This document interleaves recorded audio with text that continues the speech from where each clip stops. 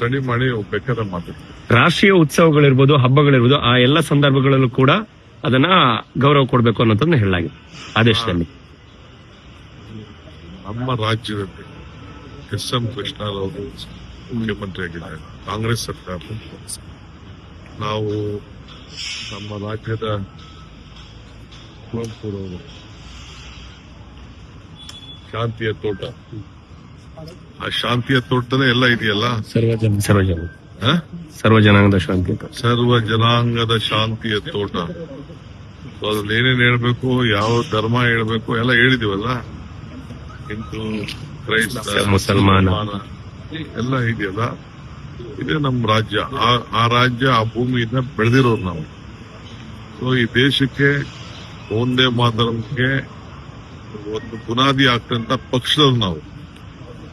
ಈ ದೇಶಕ್ಕೆ ರಾಷ್ಟ್ರಧ್ವಜ ತಂದುಕೊಟ್ಟಂತ ಪಕ್ಷದವ್ರು ನಾವು, ರಾಷ್ಟ್ರಗೀತೆ ತಂದುಕೊಟ್ಟಂತ ಪಕ್ಷದವ್ರು ನಾವು, ಸಂವಿಧಾನ ತಂದುಕೊಟ್ಟಂತ ಪಕ್ಷದವ್ರು ನಾವು, ಸ್ವಾತಂತ್ರ್ಯ ತಂದುಕೊಟ್ಟಂತ ಪಕ್ಷದವ್ರು ನಾವು. ಈಗ ಪಾಪ ಬೇರೆಯವರು ನಮ್ನೆಲ್ಲ ಸ್ವಲ್ಪ ಅನುಸರಿಸ್ತಾ ಇದಾರಲ್ಲ, ನಮ್ ಬಹಳ ಸಂತೋಷ. ಇನ್ಮೇಲೆ 2 ಗೀತೆಗಳಾಗತ್ತೆ, ರಾಷ್ಟ್ರಗೀತೆಗಳು. ಎಲ್ಲಿ ಅದನ್ನ ಅದ್ರ ಬಗ್ಗೆ ಮಾತಾಡೋಣ.